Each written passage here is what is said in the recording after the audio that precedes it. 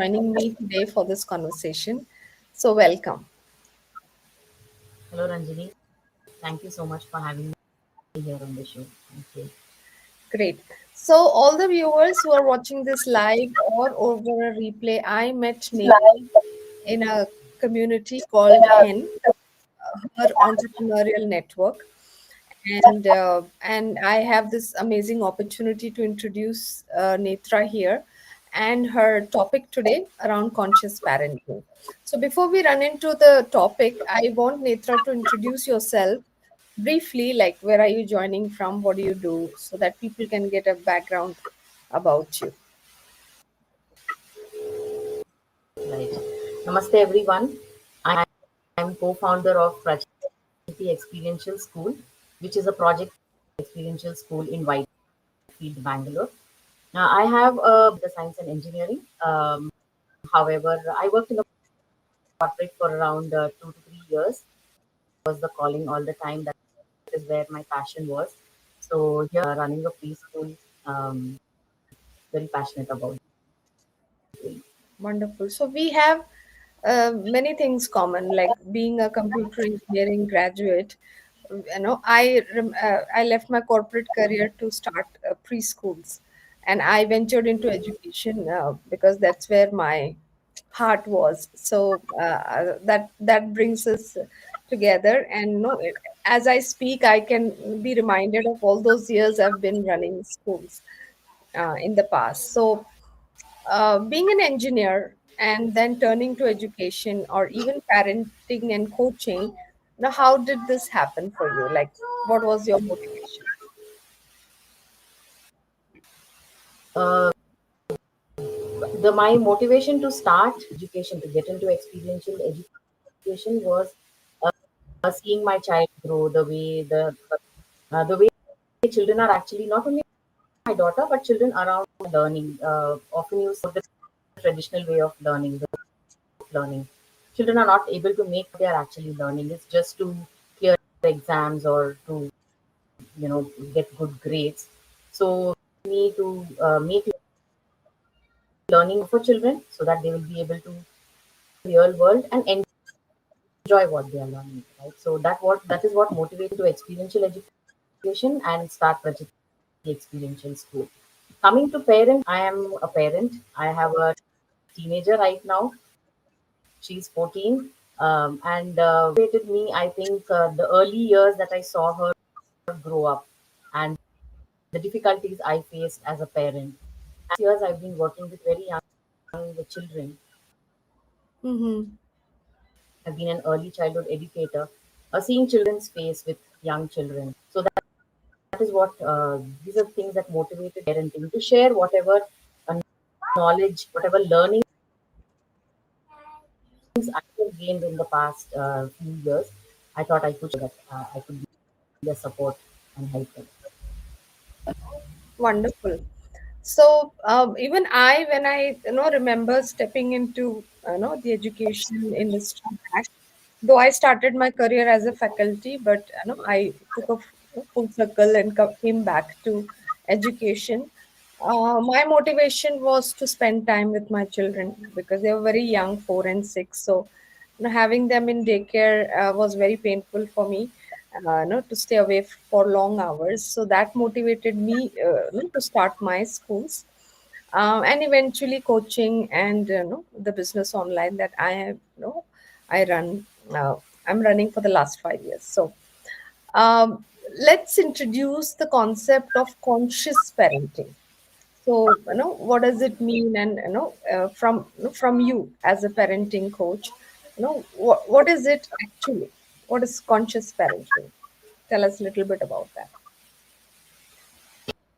Conscious parenting, it may sound very complicated. When I saw the tagline that you gave in the creative conscious parenting, Mm-hmm.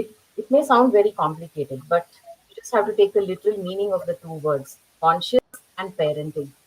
Just need to be very conscious about the things you do. So conscious parenting is not about the child; it is about the you. Hmm. It is nothing but parenting with the just reacting to what the child is doing. That is what conscious parenting is.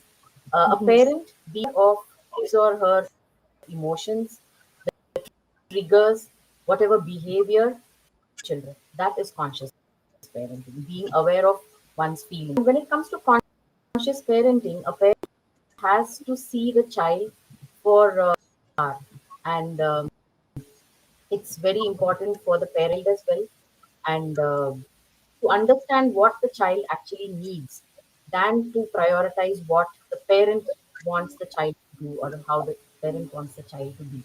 It's more about being very conscious and aware of parents than focusing on other things. Mm. That's interesting because no, when I think I got to learn about conscious parenting pretty late, I would say.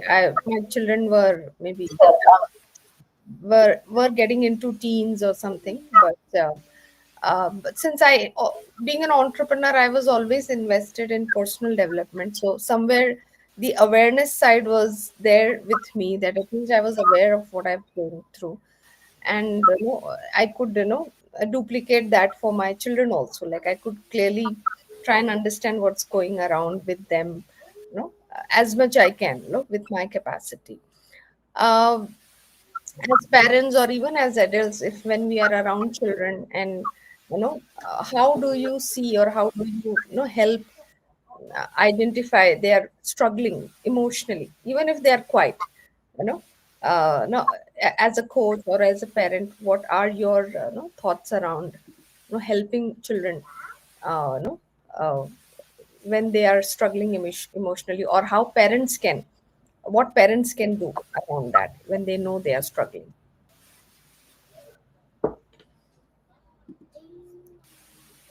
So first of all, learnings that I'm sharing with parents today.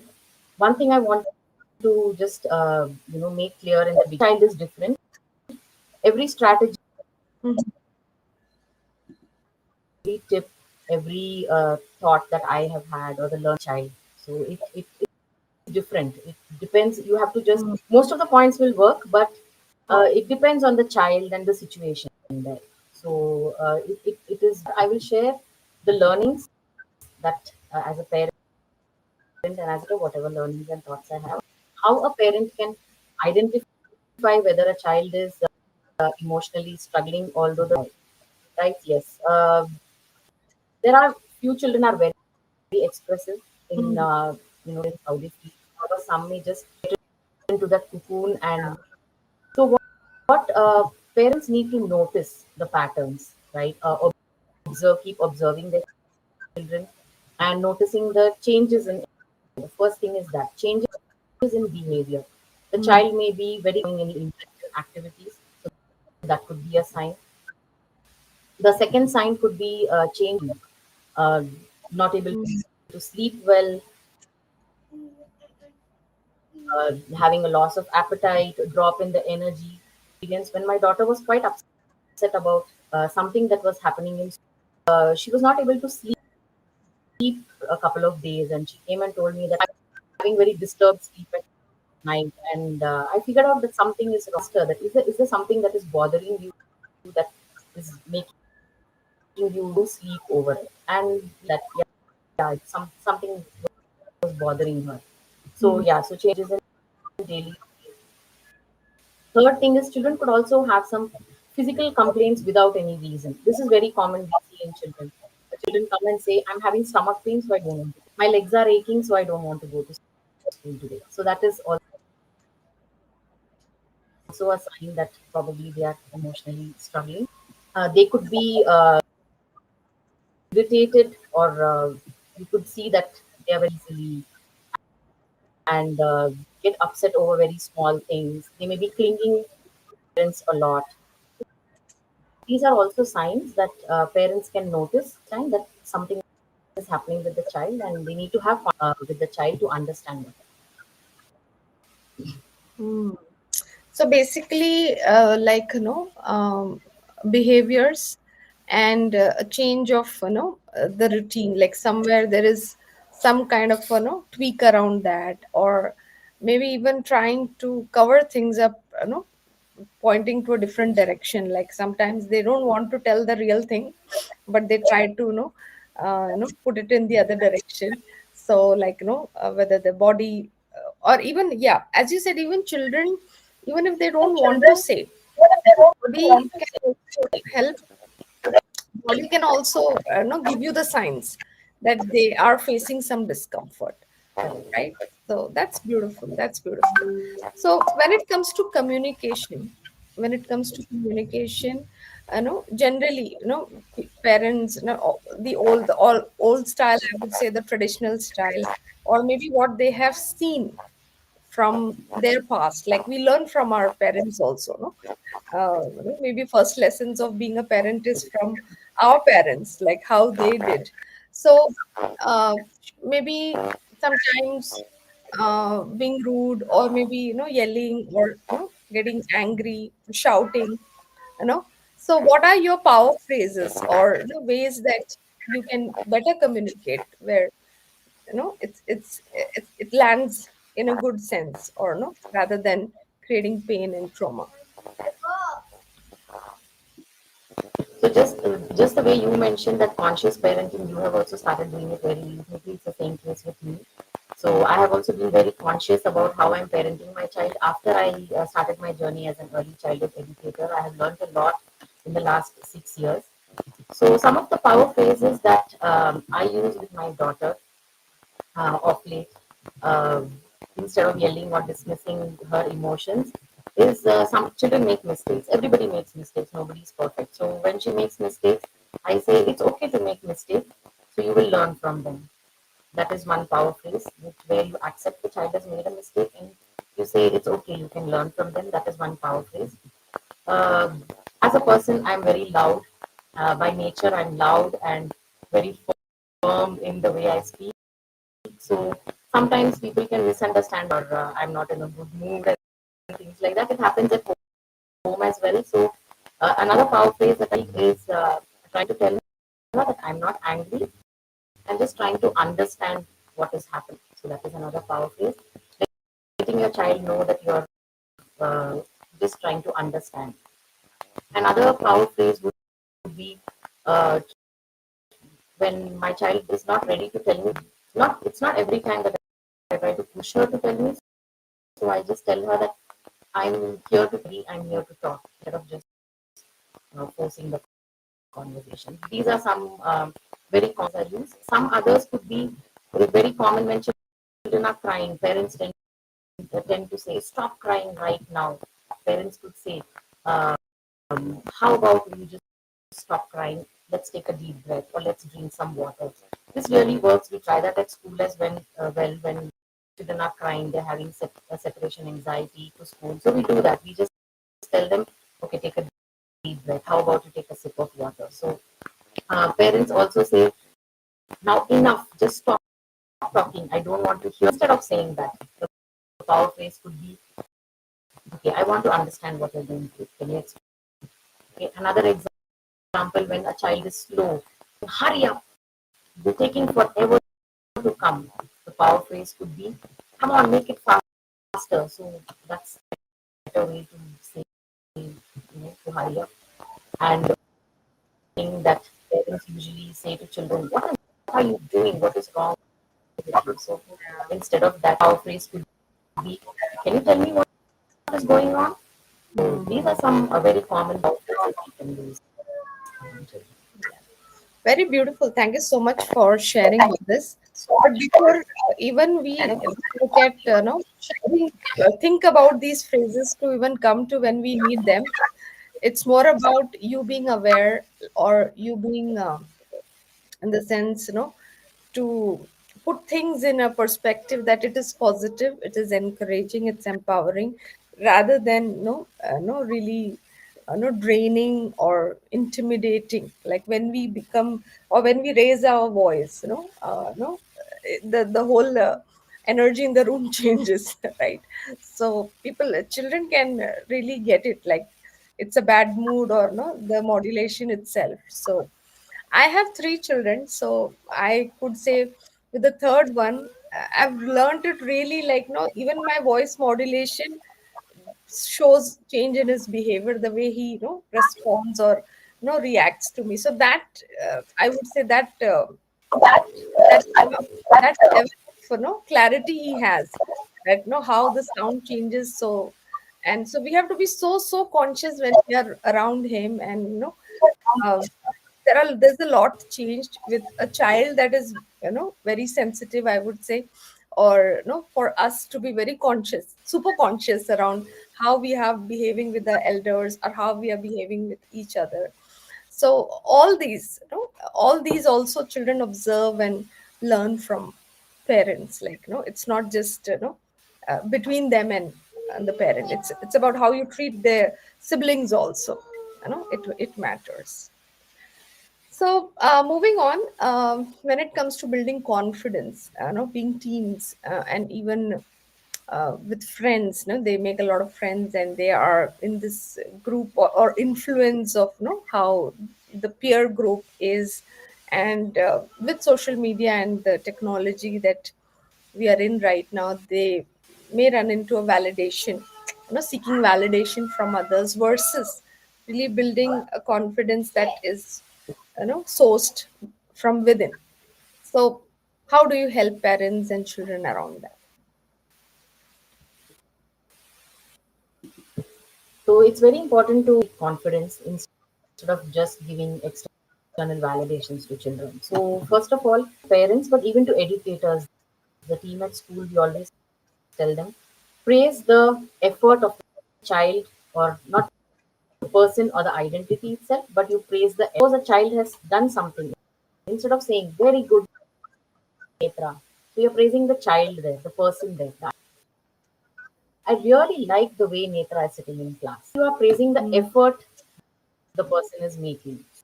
So that nurtures interest. Another thing which is very important for parents to do is allow children to try, allow children to mistakes, allow children to learn from them, learn from the failure. And as a parent, you just need to guide them, give them the guidance. Don't give them solution to every problem. So when you allow fail and learn, that definitely builds a lot of confidence. Mm. Also, encouraging decision making. Children are often struggling to make decisions. Many a times, my daughter comes to me for the small things that, Mhm. Mama, today we are going to the mall. So which dress should I wear?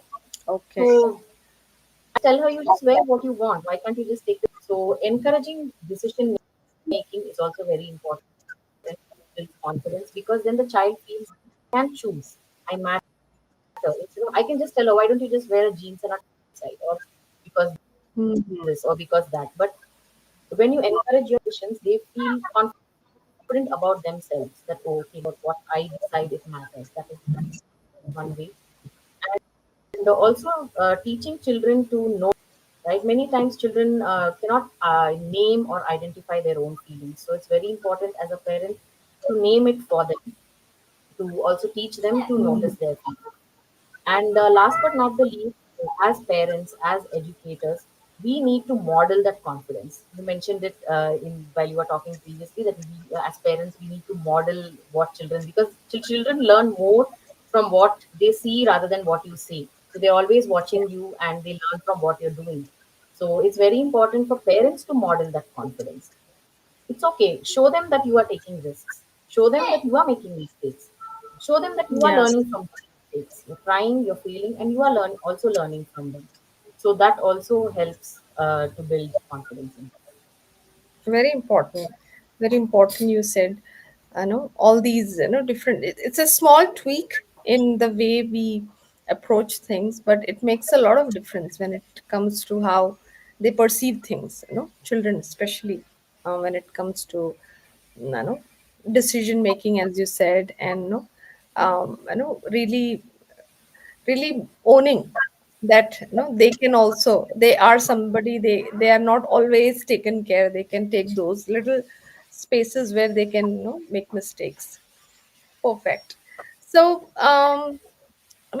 often, like when children are young, maybe the power struggle is not there, unless it's a unless you're a you're having a pampered child, or no, then you may give it away all the time to the child to decide. But over a period, like when they are becoming teens and when they are teens, there is this power struggle.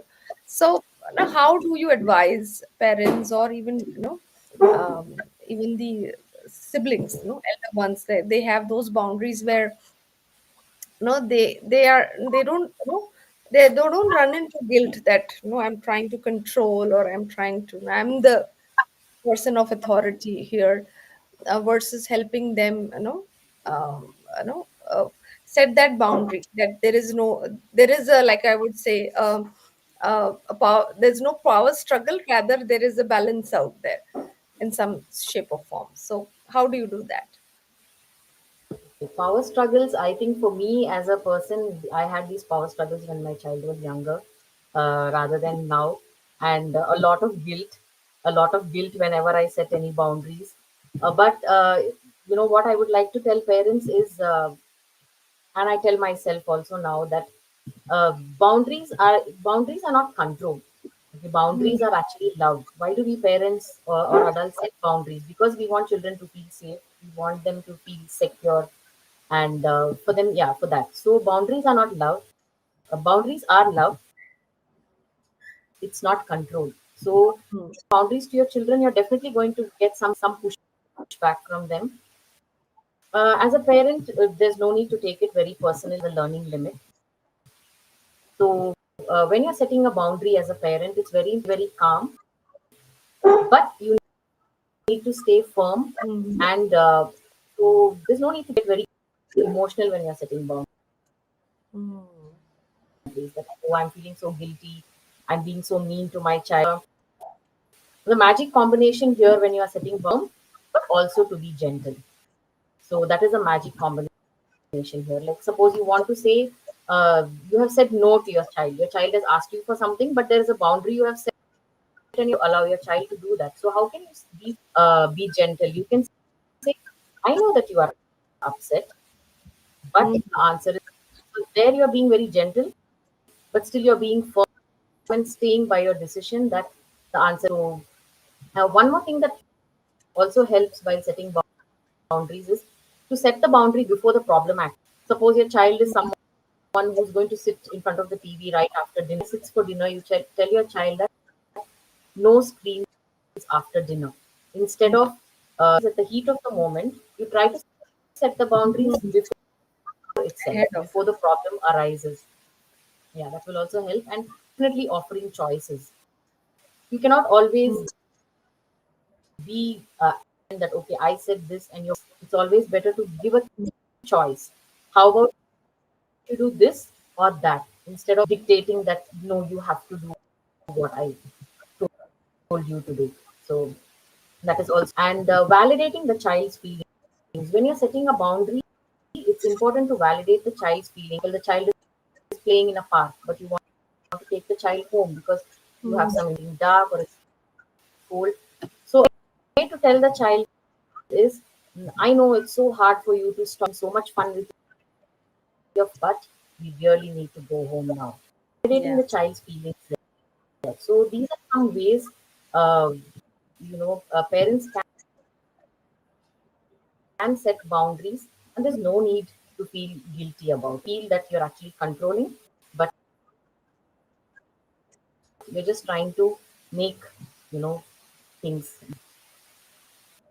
Yeah. So I think, maybe having that intent clear before you even talk about, setting the boundary or talking about putting out some rules, the infamous rules in the house. That also, for children to get an understanding, like there's the other side to the coin also. It's not the one that I feel is the right, there's other perspective also. That is also good way, but as my brother says, no, there's no perfect parent. You just get better at it. So you can get started wherever you are and get better at it. So yeah, thank you so much for sharing. And my favorite part here how to handle emotional moments. I think many parents lose lose their calm when it comes to the emotional, especially men. They can't see the children crying, and there are many other ways where you lose it and in the emotional moment. So how do you handle, or how do you advise parents to handle such situation? Emotional moments could be, as you said, feeling sad, parents crying. It could be parents getting angry as well. It could be both ways. So you just need to pause. The first thing I would say, there is three things parents can remember here. The second thing is to connect, and then the third thing is to coach. So first of all, you, a parent, you need to regulate yourself, because you, the parent, you are the anchor for your child. If you are calm, your child is going to be calm. But if you are going to panic, they get into the panic mode. So it's very important for you to pause and regulate yourself. Number two is connecting. So connect with the child. Stop correcting. Stop giving lectures. Just pure connection that will, open the door to cooperation. So, and so that's important connection. Third thing is coaching. So once you are calm, and then now is the time for you to guide your child, make it clear to them about whatever boundaries or whatever they are feeling. So these are the three things I think you need to connect, and then you guide. Beautiful. This is I think the best part of the conversation so far, where you have given them the framework where he can use when there are some situations which doesn't seem as easy as it looks, but we can use these three steps to pause, connect, and then look at coaching or counseling them, that they can we can get out of the situation together. And finally, before we close, one last question is, when child is not ready to share anything, like this happened with my daughter also when she was under stress at in her board exams, and she was not able to maybe understand also what is going wrong with her, and she's not ready to share also. And my husband was really struggling hard to get that thing out, because it was board exam, so he wanted all the questions answered. So in such situations, like, what you would advise when they are not even, maybe they don't understand what is going on, or they are not ready to tell what's going on. So how do you help parents then? Yeah, most of the times they don't want to share it. Sometimes it could be that they don't have the right words. Some time needs to be Mhm. given. So what can we do as parents? First of all, don't force. Uh, just tell them that Hmm. I'm here whenever you are ready to talk to me. So that builds a trust. So I'm sure they will come back and share it with you. Do not leave the child alone. Offer your presence always. As a parent, just be with the child. If the child is where you feel that they are very quiet and you know something is bothering them, just told you previously, connection. So connection Hmm. without any conversation may actually open the door to a conversation. So presence there, just be there. Let them know that you are there for them without actually. And sometimes you could also name the whatever you notice, especially young children. They may not able to actually name their feeling. So you could just notice. You could say that I see very sad today, or I see that you are a bit upset today. To tell me what happened. So then the child feels noticed.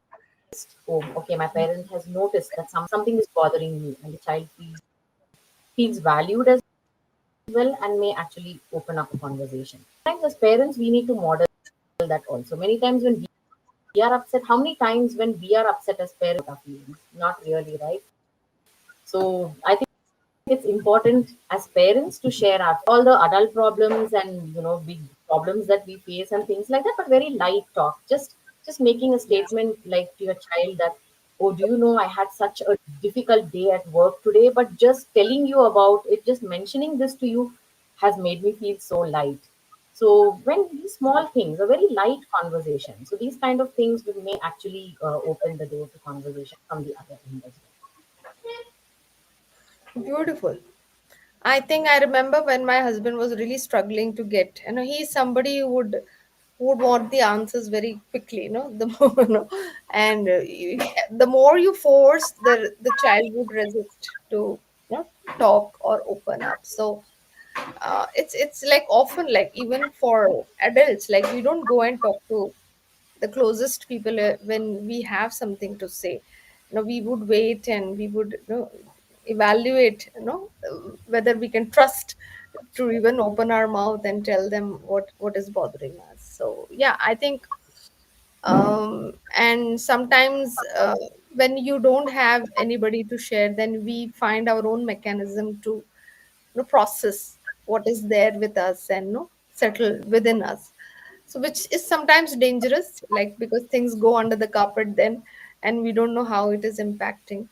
So as parents, for one thing that you said is to notice the change in their behaviors, and that itself, is an acknowledgement that parents are noticing us, and then eventually giving them time to open up and just be available for them. And that is more important as a parent. So beautiful. Lovely. It was. I didn't realize we have spent almost 30 minutes talking about, and I could also reflect on my journey as a parent as I am speaking with you. So before we close, any message for 2026 for the parents, or with the kind of future that we are building? And I know we are learning parenting, I think, in our own way, to help our children the best we can do for them. So, what is your advice as a closing, remark? well. To parents, first of all, I would like to say, we quickly, I would just like to mention three things. So, good parenting does not mean keeping your child happy. Yeah, good parenting is making your child capable. It's not just making your child happy, but making them capable to guide them, not to rescue them from their problems. So please Hmm. be the guiding light, and because if you're going to be just trying to make your child happy all the time, it may be very comforting to you, but not it's not Yeah. helping your child in the future. The second thing, to a message to parents, is many parents feel that their child is a problem and very so please understand that your child is not a problem for you to fix in a tantrum or is behaving in a particular way. Please treat your child as a problem. To fix child is a person whom you actually need to understand, Wow. but respond. The difference between reacting and responding. So do not react. Thing is, today we are in a very fast-paced world. Everything is moving so fast, competitive. So slow down. Message to parents is slow down. You may be in a rush to do many things, but your child is not ready. So just we cannot control how fast the world is moving, but definitely Yeah. we can control how we build a beautiful world home itself.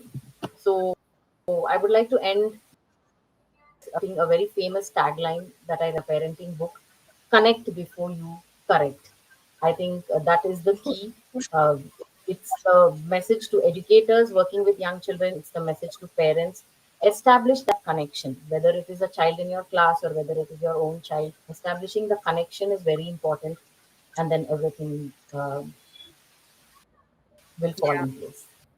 Beautiful. So parenting is always work in progress. So as long as, I think till our last breath we are going to be parents.